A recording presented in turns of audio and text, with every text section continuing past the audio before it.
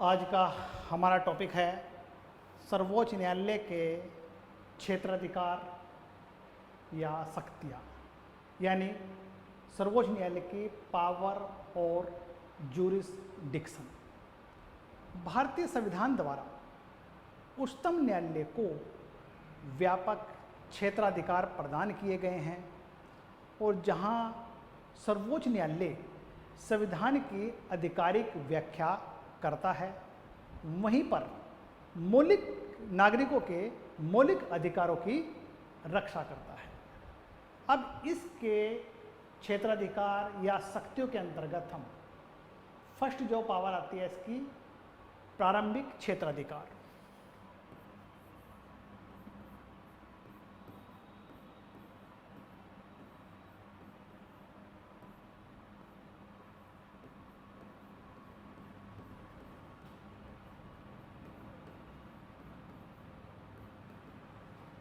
अब प्रारंभिक क्षेत्राधिकार का मतलब समझिए आप ओरिजिनल ज्यूरिसडिक्शन।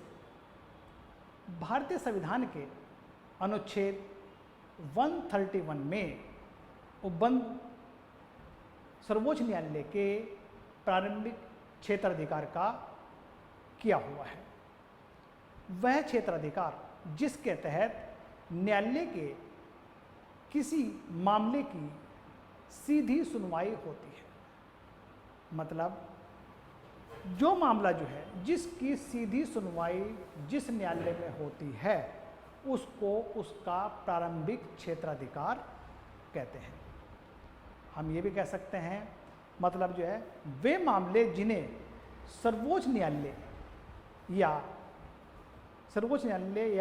इसके अलावा किसी और न्यायालय में नहीं लाया जा सकता। मतलब जो है जो मामले सिर्फ सर्वोच्च न्यायालय में लाए जाते हैं वो इसके प्रारंभिक क्षेत्राधिकार के अंतर्गत आते हैं। अब यहाँ पर देखिए जो है कौन से मामले आएंगे। भारत सरकार या केंद्रीय सरकार और एक राज्य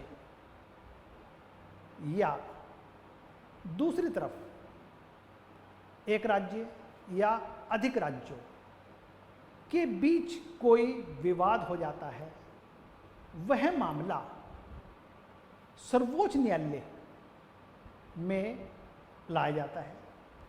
या फिर हम कह सकते हैं एक तरफ केंद्र सरकार और दूसरी तरफ एक से अधिक राज्य के बीच का कोई वाद, या हम कह दो या दो से अधिक राज्यों के बीच का मामला या वाद, या फिर हम कह सकते हैं नागरिकों के मौलिक अधिकार से संबंधित मामले जिसे सर्वोच्च न्यायालय संविधान का संरक्षक भी होता है। अतः अनुच्छेद 1932 के अनुच्छेद 32 के अनुसार मूल अधिकारों को उपचार हेतु 5 रिट जारी करता है। अब ये 5 रिट मैंने डिस्कस किया, पहले भी डिस्कस कर चुका हूँ। जैसे बंदी प्रत्यक्षीकरण की बात करते हैं, परमादेश की बात करते हैं, प्रतिषेध की बात करते हैं, उत्प्रेषण की बात करते हैं, अधिकार परीक्षा की। अब ये सारे जो मामले हैं मतलब जो है ये हमारे उच्चतम न्यायालय के प्रारंभिक क्षेत्राधिकार के अंतर्गत है, या इन मामलों संबंध कोई भी वाद या विवाद उत्पन्न होता है तो ये सारे हमारे उच्चतम न्यायालय के प्रारंभिक क्षेत्राधिकार के अंतर्गत आते हैं।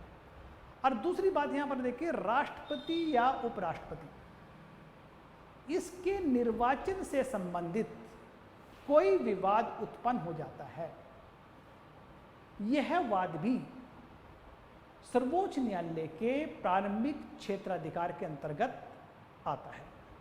मतलब एक साधारण भाषा में समझिए आप, सीधी बात देखिए, मतलब जो है एक तरफ तो केंद्र सरकार है या राज्य सरकार है, दूसरी तरफ राज्य एक या एक से अधिक राज्य, या हम कह सकते हैं मतलब जो है एक तरफ केंद्र सरकार और एक राज्य और दूसरी तरफ अनेक राज्य, एक या अधिक राज्य जो है, या दो राज्यों के बीच का जो मतभेद है, जिनके जन्म मतभेद उत्पन्न होते हैं, जो भी इनसे संबंधित वाद या मामला उत्पन्न होता है, वो सारे के सारा ही उच्चतम न्यायालय के प्रारंभिक क्षेत्राधिकार के अंतर्गत आता है। दूसरा अधिकार है हमारा अपीलीय अधिकार।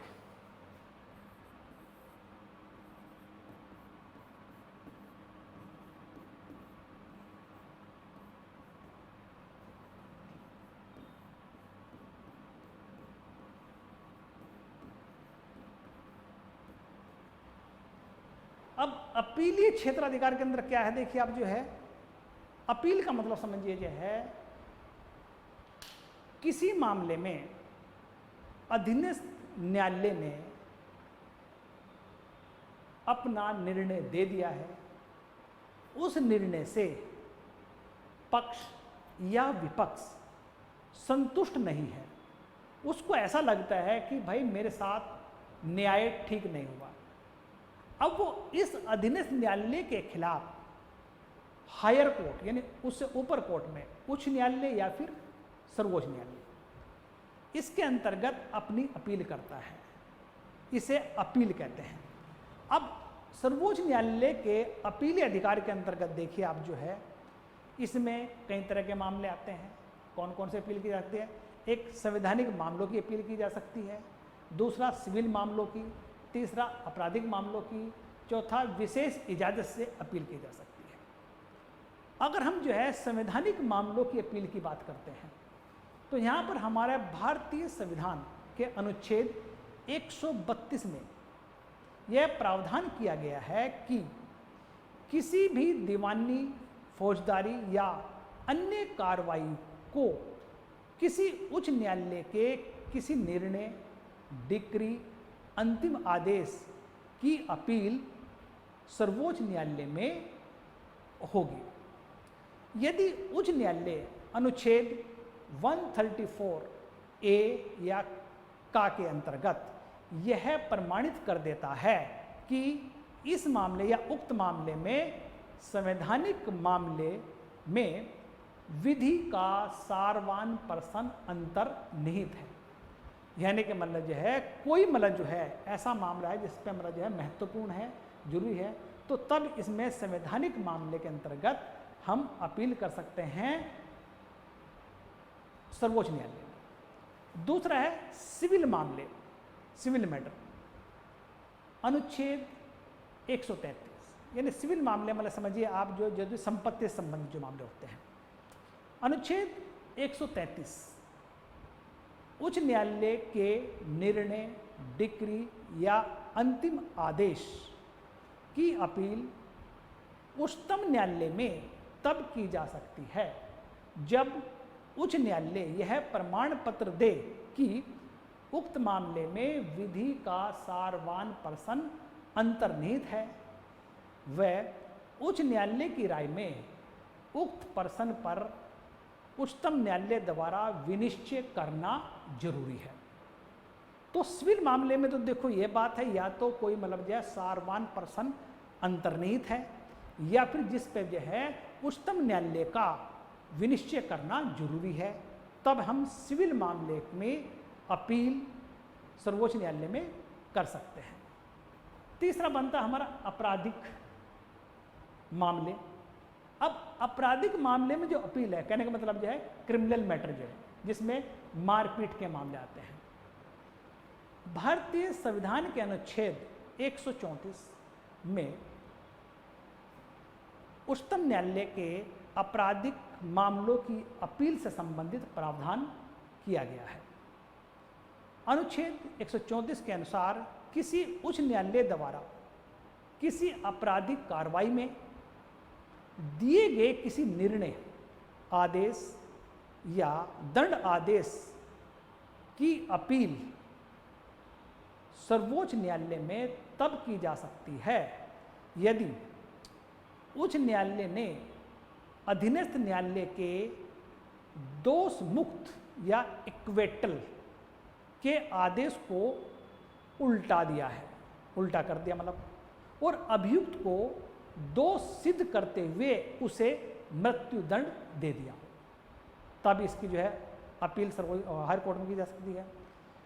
दूसरी बात देखिए, हमारा जो है उच्च न्यायालय ने अपने अधीनस्थ न्यायालय के मामले में को विचार हेतु कोई वाद अपने पास मंगाया हो और उस मामले पर विचार करने के बाद अभियुक्त को दोष सिद्ध करते हुए उसे मृत्युदंड दे दिया है।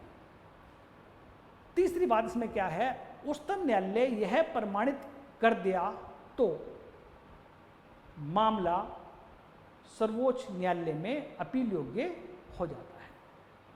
मतलब देखिए ये बने हमारे जो है आपराधिक। तीसरे बनते हमारे विशेष इजाजत से अपील। अब विशेष इजाजत से अपील का मतलब समझिए आप जो है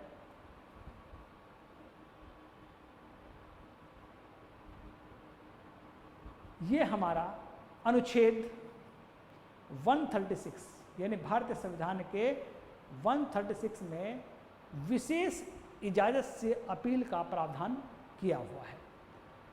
उच्चतम न्यायालय अपने विवेक अनुसार भारत के किसी न्यायालय या अधिकरण द्वारा दिए गए किसी भी निर्णय, डिक्री, अवधारण या फिर दंड आदेश या आदेश के विरुद्ध अपील करने की विशेष अनुमति प्रदान करता है। इसके अंतर्गत सैनिक न्यायालय नहीं आते हैं, सैनिक न्यायालयों को हटा दिया जाता है। अब ये बने हमारे जो है 4 तरह से अपील होती है। कौन कौन से हमारा संवैधानिक मामला हो गया है, सिविल मामला हो गया है, फौजदारी मामला हो गया है और विशेष इजाजत से अपील। 4 स्टेज पर हम अपीलीय क्षेत्राधिकार सर्वोच्च न्यायालय के हैं। अब नेक्स्ट जो उसका क्षेत्राधिकार है वह है सलाहकारी क्षेत्राधिकार नंबर 3।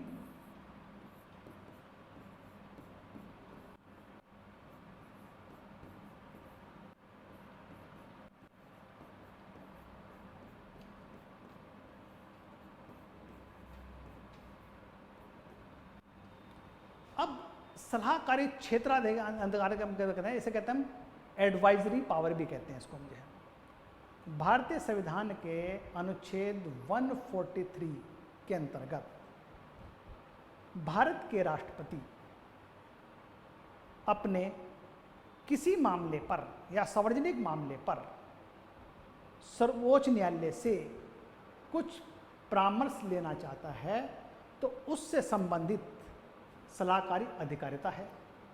मतलब समझिए आप जो है जब मामला सार्वजनिक महत्व का हो या कोई ऐसा प्रश्न उत्पन्न हो जाता है या होने की संभावना हो या पूर्व में किए गए संवैधानिक संधि, करार आदि से संबंधित मामलों में राष्ट्रपति उच्चतम न्यायालय से परामर्श या सलाह ले सकता है। यहाँ पर यह बात ध्यान देने वाली है कि इस मामले में सर्वोच्च न्यायालय राष्ट्रपति को सलाह या परामर्श दे भी सकता है और देने से इनकार भी कर सकता है, क्योंकि यहाँ पर सर्वोच्च न्यायालय राष्ट्रपति को परामर्श देने के लिए बाध्य नहीं है। दूसरी बात, अगर उच्चतम न्यायालय ने राष्ट्रपति को उपरोक्त मामले में सलाह या परामर्श दे भी दिया है तो यहाँ राष्ट्रपति भी इस सलाह को मानने के लिए बाध्य नहीं है। ये हमारा सलाहकारी अधिकारिता है। नेक्स्ट हमारा अधिकार है वो है इसका सर्वोच्च न्यायालय का अभिलेखीय न्यायालय।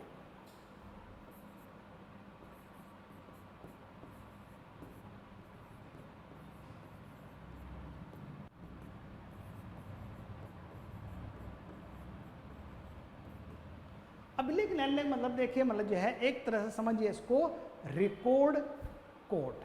मतलब जितने भी हमारे सुप्रीम कोर्ट के जिन मामलों में निर्णय दिए जाते हैं उनको इस न्यायालय में साक्ष्य के रूप में रिकॉर्ड रखा जाता है।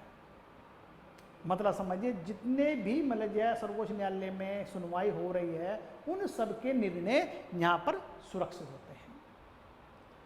अब भारत के अनुच्छेद 129 में एक सर्वोच्च न्यायालय के अभिलेख न्यायालय घोषित किया गया है।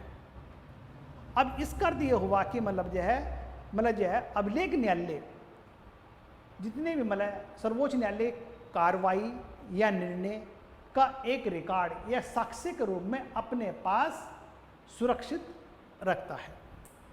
इस पे जो है जिस सर्वोच्च न्यायालय के जितने भी निर्णय हैं अधीनस्थ न्यायालय सब पर बाध्य होते हैं। अभिलेख न्यायालय को अपनी अवमानना के लिए दंड देने का भी अधिकार है। ये हमारा है अभिलेख न्यायालय। पांचवा बनता है हमारा पुनर्वलोकन।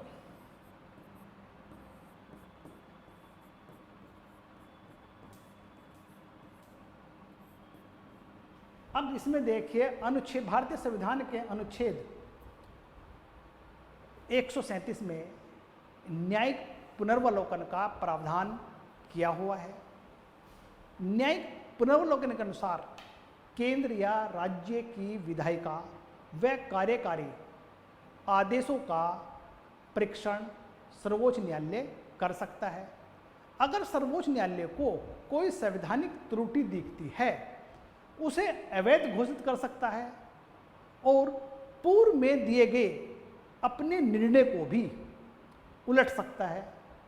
जैसे हम बात करते हैं मौलिक अधिकार से संबंधित वाद जो है हमारे गोलकनाथ वाद की बात करते हैं, केशवानंद भारती वाद की बात करते हैं या मिनर्वा मील की बात करते हैं। यानी कि मतलब जो है न्यायिक पुनर्वलोकन का मतलब है अगर मान लीजिए कोई भी हमारी मतलब जो है विधायी या कार्यकारी आदेश में मतलब जो है कोई जांच करता सुप्रीम कोर्ट जांच करता है और उसमें कोई त्रुटि पाई जाती है तो उसको अवैध घोषित कर सकता है। ये हमारा सर्वोच्च न्यायालय का न्यायिक पुनर्वलोकन है। उसके बाद देखिए हमारा जो नेक्स्ट पावर बनती है वाद हस्तांतरण की अधिकारिता।